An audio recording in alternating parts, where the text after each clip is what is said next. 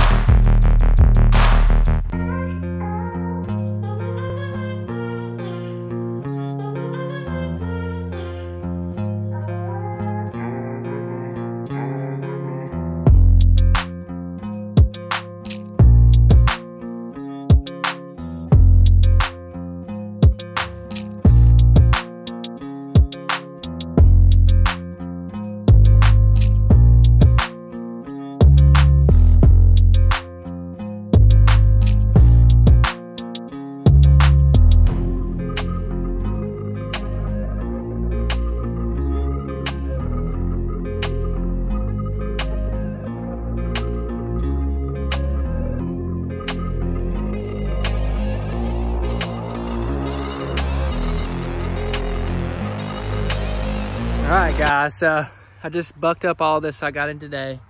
It's a bunch of maple. Some of them came cut already, so I just left them like they are. There might be like 18, 19-inch pieces. I personally don't know if I should leave them cut and split them that way and just maybe make a like a broiler or, you know, a big wood stove face cord out of it or cord.